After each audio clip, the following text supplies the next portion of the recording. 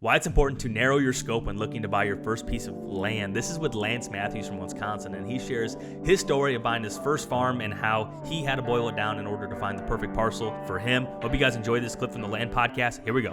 What did the search process look like for you? So how long did it take you from, all right, now I'm serious. I'm going to call some banks and see where I'm at, and then look aggressively for a piece of ground? Like, what was that process like for you, and how long was it? Once we did a couple of years work at that land, I started to look at, okay, what would it cost to purchase like this land in this county, this distance from my house, that kind of thing. I was like, oh, I think I could afford that because my house, my current mortgage is somewhere in that ballpark or a little bit less. And then started to crunch the numbers on like what a second mortgage really looks like and how much you have to put down. It kind of deflated my sale a little bit after like seeing the final number, because a lot of places I looked were saying, oh, well, you got to have about 20% down, and banks tend to have a little bit of apprehension lending toward just recreational property that you're just going to hunt on. And a lot of people could tell you, it depends on who you listen to, but a lot of negativity just in the space. Like, oh, that's just too much money. That'll never pay off. Or that's every person ever that hasn't bought a piece of ground. Oh my gosh. And it's frustrating. I'm like, this is my dream. I want to do this. So like kind of a 2-year of search of just kind of plugging in on different websites like land.com or like these different Land places. Watch. Yeah, Land Watch. Yeah. And seeing a few properties pop up, and I was like, oh, like some of these are actually affordable. I just need to narrow my scope, and maybe owning 120 acres in La Crosse County isn't what I can do to start out. Then I started to kind of learn about the different ways that you can get creative, and hearing some of these people talk about the properties that they've invested in. And I'm like, okay, now I'm hearing this investment word. I can maybe sell this to my wife. I can sell this to the family, and we can make something out of this. Yeah. That kind of brought me into, probably like 2021 is when I was like, all right, I have the funds, I've saved up.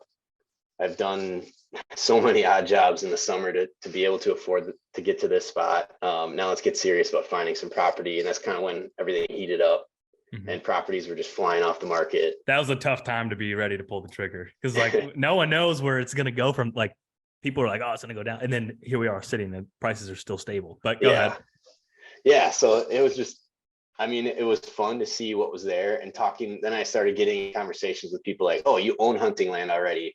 Like, what do you have? How'd you get to it? And learning that process was part of the fun, I guess, just hearing how they acquired it. And a lot of it was like, hey, go knock on the neighbor's door, go knock on this person's door. Like maybe this farmer wants to sell. And then I was like sending out letters and get like trying to do all the ways that somebody that couldn't just write or just bring some cash to somebody's door, just doing all those little things. And heard a lot of no's, just kind of kept looking. And then I got pre-approved because that was kind of the final hurdle that people weren't taking me seriously. I needed a pre-approval note to say, hey, I'm ready when you're ready, kind of thing, when the right property comes along. Still trying to do it on my own, just trying to be stubborn, like, oh, I don't want to pay someone else to help me on this search. And really it was just me not knowing that like there are people that are in your corner when you're the buyer. Yeah. And find those people, let someone else pay for it, like the seller, and they can give you a lot of really good information. Yeah, that's such a great point. And a major misconception when it comes to buying land is people think in order to have a buyer's agent, you're paying that person to represent you. In almost all scenarios, the seller, if it's listed on the internet, the seller's paying that commission, and then the selling agent and then the buyer's agent, who's your fiduciary, is splitting that. And so it's really, as a buyer, to me, it's just it's a no-brainer, because you have someone in your corner, and if you get a good one, they're hopefully going to shoot you straight and maybe point out some things you didn't think about, and maybe make some points that, like this is a good buy. And so What was that a misconception on your end? Did you think you'd have to pay for a buyer's agent if you're like, hey, I'm looking for this, let me know what you find? Yeah, it was a little bit of that. And then like we had like worked on like some renovating some houses to kind of like flip to sell. Like with them, I was like, I don't want to do any of the paperwork that's involved in writing up a offer to purchase and that kind of stuff. Like I want to avoid paperwork as much as possible. And that just kind of turned me off to, oh, well, I'll just do it myself. I'll find something on my own. I'll just go through and maybe I'll hire a lawyer and they'll just help me with the purchase. Mm-hmm. And I thought with my hunting background and just knowing like a little bit about land, that there wasn't anything that a realtor could offer to kind of support my search, because a lot of the realtors that I know like are just in the residential world. Sure. And they were like, oh yeah, I can set up a search for you, but I don't really know anything about buying land, or what happens if there's like a abandoned building on it, or what if it has a easement, and there's like all these legal questions that were out of my wheelhouse for sure. Mm-hmm. So I was like, okay, I need to get somebody in my corner to kind of help me out. I actually called a couple of different places, or a couple of different people like that I've on listings that I liked. Mm-hmm. And they were also kind of like, not rude, but just because the market was so fast, they were just kind of like blew me off. Like, oh, this guy wants a $150 property. I'm not going to mess with him when I can sell $500,000 properties a couple a week or whatever, you know. Mm-hmm. Kept sending emails to realtors that are in the land space, like land brokers. I might be butchering the terminology here, but No, you're those are yeah, I know what you mean. Okay.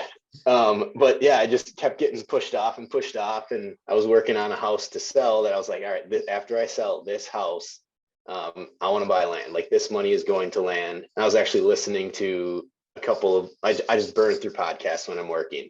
Mm-hmm. And the land podcast, like a few episodes you have, and just like a lot of habitat guys and stuff like Mm-hmm. that. But your intro was like, I want to help 100 people. So I'm like, yeah, I'll just call them. We'll see what happens. Like, and I had given you a ring, and you were like, oh yeah, I'm out of Illinois.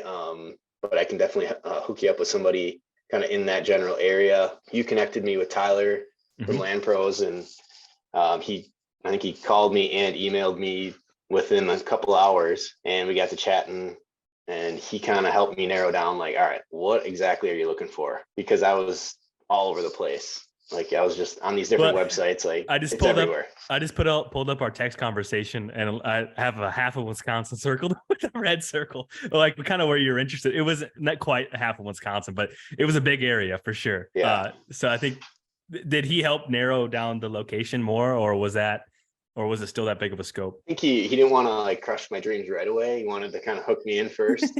But he was like, yeah, like, let's figure out like how much, like, what's land going for per acre in that county? Like, what county specifically are you looking at? And what kind of things are available? So I actually sent him a few links of properties I had seen. One that like sold for cash, where I had called like the next day, and the guy's like gone. Yep. And just a couple that I knew were hot, and there had to be something about them that like made them so hot. And I didn't quite know what that was yet, because I just was looking at it on the map and trying to figure out. But he kind of helped me narrow down like, all right, let's try to find like some big buck neighborhoods. Like, you hear that term a lot.